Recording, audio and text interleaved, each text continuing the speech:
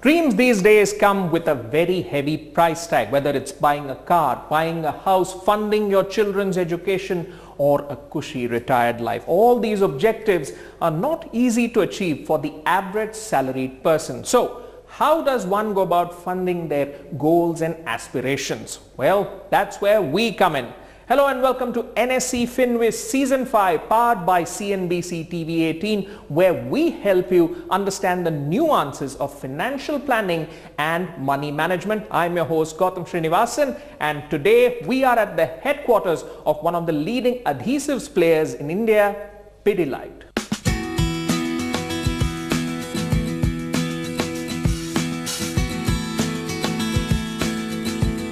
Fevicol was born in 1959 and soon it became the most popular adhesive. From households to industries, brand Pidilite over the years has become a name to reckon with. Their products range from adhesives, sealants, waterproofing solutions and construction chemicals to arts and crafts.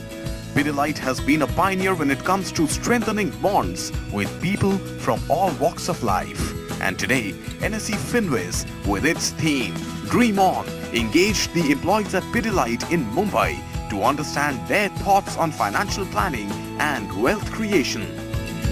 I think financially it's very important that after a given age, you have enough funds to live your life.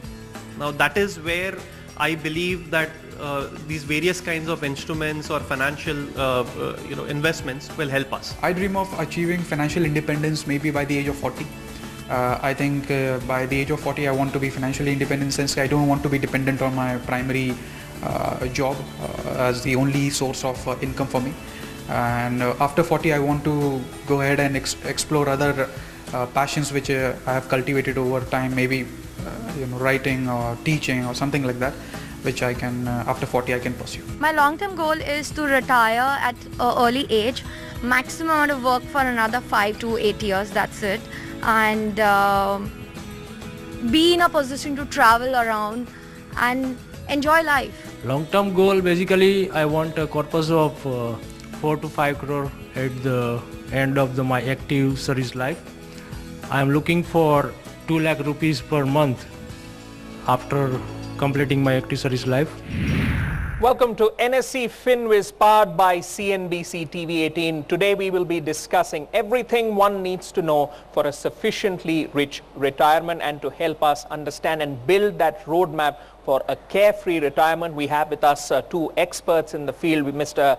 Hemant Rustagi, who's the CEO of Wiseinvest Advisors, and Mr. Firoz Aziz, Deputy CEO at Anand Rathi Private Wealth Management. All right, retiring rich, that's an interesting topic to ask questions on, because there are so many dynamics at play. So let's start with the basics.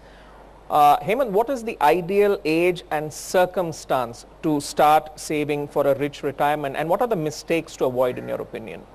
Well, ideally one should start investing for retirement as soon as you begin to work.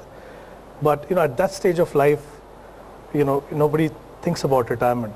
That's the last priority, because everyone thinks that, okay, I've just started working, let me enjoy my money for some time. I mean, why worry about retirement, which is going to be like 35 years away from today? So I think it's very, very important that you start investing early. Second important thing is that you invest in the right asset class. Invest in options which are very tax efficient. Now what happens is you invest for 25 years and every year you're paying tax. For example, you put money in bank deposit, every year you need to show interest in your return and you pay tax on that. Invest in asset class like equity, which has the potential to grow, and the return after 1 year is tax free. So I think these are three important things that everyone needs to focus on, especially when you're investing for retirement. Arriving at that base calculation for retirement expenses, when somebody sits and tries to calculate how much do I need in my account to have a comfortable retirement, what are some of the factors they should be, how should they arrive at that calculation in your opinion? See, if you're trying to compute what's the kind of money you would need at a point in time for the specific goal, that automatically means that for every 10 years you will have to double the money needed. For example, if you need an X amount of money today, which is not very difficult to ascertain because you know what the goal is going to cost you today. 10 years from now you will need twice, 20 years from now you will need 4 times, and 30 years from now you will need 8 times. So double it every 10 years. So in 30 years it actually becomes 8 times, 2 to the power 3. That's point 1. Point 2, when you're saving for very, very important goals, like education, for example, of your child. Now when you're thinking of inflation of this nature, it might not be right to look at 7%. You will have to find out the customized inflation for that specific goal. In India, education is inflated. Education expense is inflated at 11%. So I might assume it is 7, but you might end up that this specific goal needed 11. Especially for child's education, I have seen several people falling short of the money which they saved for because they didn't envisage the inflation which was going to be factored in. And that should not be 7, that should be 11. That's the second point on inflation which I would like to make.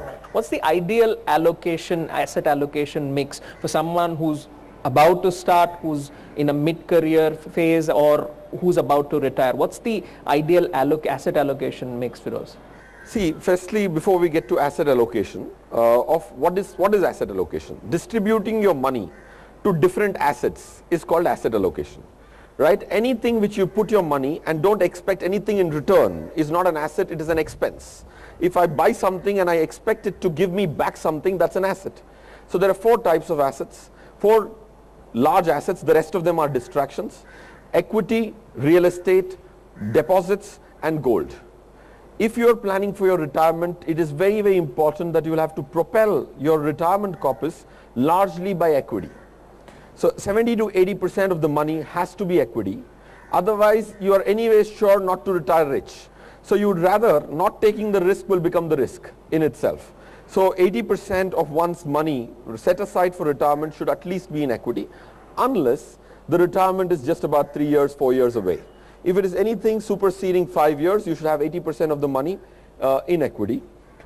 Gold and real estate have no place in a retirement corpus which you are trying to save. There are several reasons. Rather than elaborating on them, this is the output of it, that equity will be the largest propeller of retirement corpuses. Unfortunately, when it comes to mandatory retirement compulsions to all of us in the form of EPFs, employee provident funds, are largely skewed towards deposits, which is not the right way to invest for retirement. So you are having a compulsory retirement set aside, but that's set aside in the wrong asset. So 80% of your money, you will have to create that whole external force to move it to equity. All right, on that note, we'll take a short break on the show. When we return, we'll be talking more about goal-based investing to retiring rich. Stay tuned to CNBC TV. Welcome back to NSE FinViz Season 5, powered by CNBC TV 18. Now, in the previous segment, we discussed the various facets of retiring rich. In this segment, we'll be taking a deep dive on goal-based investing to achieve that objective. All right, let me start with you, Hemant, here. Should monthly income be prioritized over net worth? I was reading a paper on Harvard Business Review where they specifically mentioned that it's time that shift in thinking happens. In general, when you talk about investment, I think it's very, very important that we follow a goal-based approach. You know, like everything else that we do in life, there has to be a plan. And when you decide goal-based investment approach, as I mentioned earlier, you decide which asset allocation, what kind of asset allocation will be ideal for you.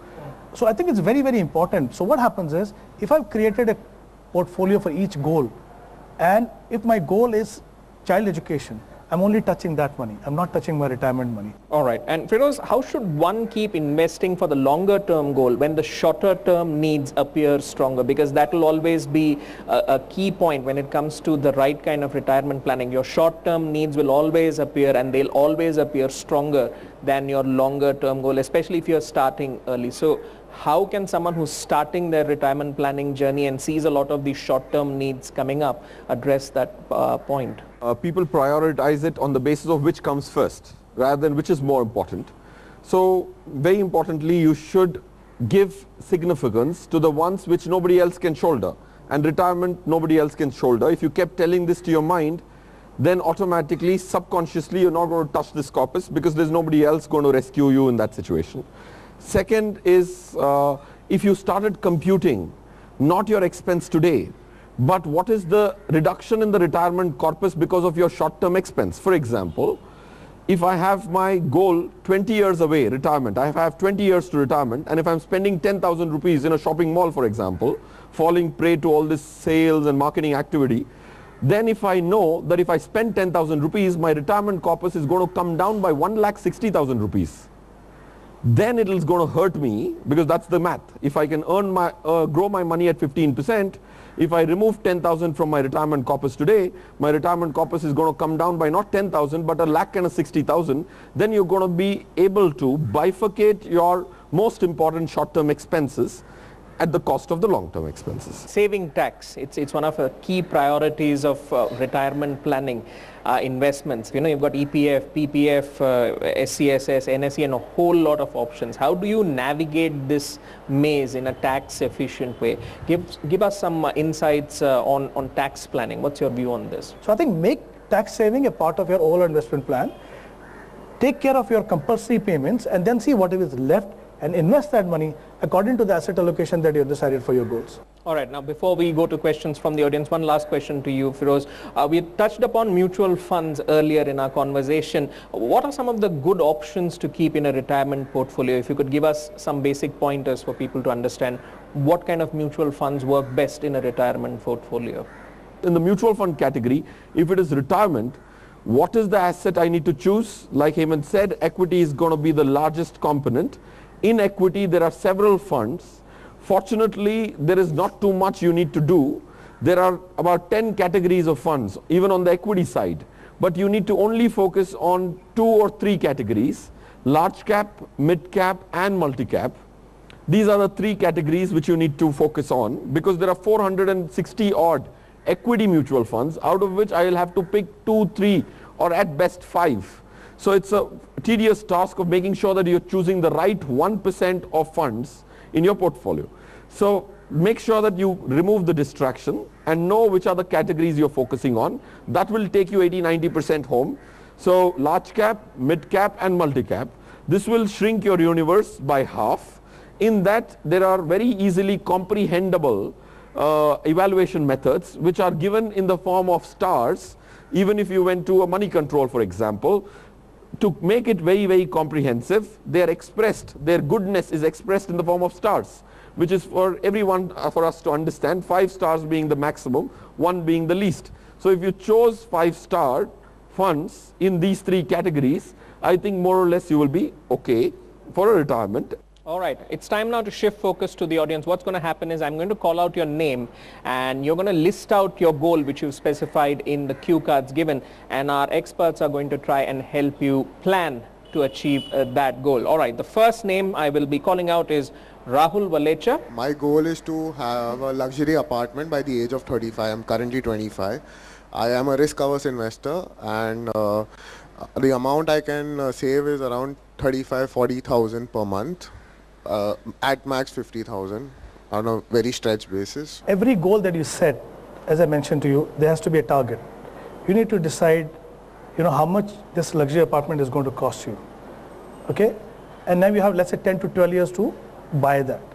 Now, obviously for 10 to 12 years, you can invest in equity funds. There is no issue on that, because you'll be investing every month, even though there is going to be a lot of volatility. But the fact that you're investing in a disciplined manner, the volatility is taken care of. So if you quantify that number, based on a return of, let's say, 12 to 15%, we need to work backwards as to how much money is to be invested. Okay? So unless and until we know what is the number we're talking about, I can't really tell you whether 50,000 is going to be enough or not. That's one thing. The second is, while it's important to have a goal like this, you also need to make sure in the next 10 years, what are the other goals going to be there for you? Have you kept enough money for those? Keeping focus on one goal means you will be ignoring other goals. Sometimes we have to differentiate between aspirations and a realistic goal. All right, moving on to our next audience member, Mr. Milan Deshpande, if you could get up from the Resin division. I would like to ask regarding the money or the corpus I need to accumulate for having a comfortable retirement. Can you tell us more details about how much you... The retirement is in another 3 years, and I would aspire to have at least 3 crores. 3 years actually is a very short period for you to build a corpus. And as you mentioned that you've built only 30% of the corpus that you require after retirement. So which means that if you require a corpus of 3 crore, you have a corpus of 1 crore already with you. So obviously, when you are looking to generate a corpus of 2 crore in 3 years, it's not going to be possible for you. I can be sure about that, because it will require a huge amount of investment for you. Now, what you need to really see now, what best can be done. You have 3 more years to go. Okay, you need to really sit and work out how much money are you investing. Is there scope for you to invest more now? And you also need to look at the composition of your portfolio, exactly where your money is invested today. It's time now for another short break, but when we return, the audience takes over, quizzing our experts on any questions that they might have on retiring rich. Keep watching CNBC TV. Welcome back. You're watching NSE FinWiz Season 5, powered by CNBC TV 18. Now, we have been addressing questions related to retiring rich and goal-based investing. In this segment, the final segment, the audience gets the opportunity to ask any questions that they have to our panel of experts on the topic of retiring rich. So the floor is open to all of you here at the offices of Pidilite. So let's see who has a question to ask our experts. Go ahead and raise your hands if you have a question to ask. Hello, myself Rajesh. I work in the finance department. The query which I want to ask is whether I'm investing in debt mutual funds, whether I should invest in debt mutual funds or invest in GSEC directly. Now the point again is that, are you looking at creating a diversified portfolio? How much time you have to kind of look at your own investment, and for what purpose are you investing? Okay, these are, GSECs are not basically short-term investment. So when you're looking at, let's say, for 5-year or 10-year investment, you have different options to look at. Now, for example, you can look at equity. If you don't want everything to go into equity, you have hybrid funds in the mutual fund. You know, you have a new breed of funds today which invests in equity, arbitrage and debt, which is a fantastic product. Now, it invests in a manner that equity and arbitrage become 65%. So the tax, you know, is applicable of an equity fund. At the same time, you're not taking too much of a risk. So I think it's not necessary that when we talk about investing in debt, it has to be necessarily in debt fund. It can be in different forms. One last question before we wrap up. Akhil Duggal, and my query is when one is selecting any mutual fund, what would be the top 2-3 key parameters that as a beginner one should look into? There's about 150 fund managers in the country. Okay, so understanding who are the right fund managers, we have to go beyond the name of the fund. We are too caught up with the name of the fund. But there's a human being behind the scene who has named the fund himself or herself. So it's important to understand who's the fund manager. There are about 150 fund managers, out of which 15 fund managers across their schemes over long periods of time have delivered very well. And doing some homework on them will help you understand which fund manager to choose. Then the universe comes down significantly, and then if you superimpose the 5-star rating which is there available in public domain, that encompasses 2-3 parameters already, that should suffice. It is, unfortunately, investors only look at return, but it's not about the return, it's about how much risk you took to deliver the returns. Thank you so much for asking your questions. On that note, we'll wrap up this episode of NSE FinWiz. I'd like to thank Hemant and Firoz for joining us and providing their insights on the topic of retiring rich, and also to the audience members here at Pidilite headquarters for their spirited Q&A. We hope you managed to learn to make money in a better and more efficient way. Stay tuned to CNBC TV 18. We'll be back. I had been investing wrong way, so I had my allocation more towards debt and into GSEC. So from this session I came to I should actually allocate to equity, which would help me out to reach my goals. It was quite informative because quite a lot of us had several queries which they didn't know whom to ask. So if you try to read up stuff on the internet, you will find so many opinions that you won't know which to believe. So it is always important if you can have some specific queries and have the experts face to face to ask them. I already had some plans which I used to invest just for the sake of tax investments. But now that we have got different insights from the same, I have a little bit of insights of it which I would like to go and invest myself in equity markets.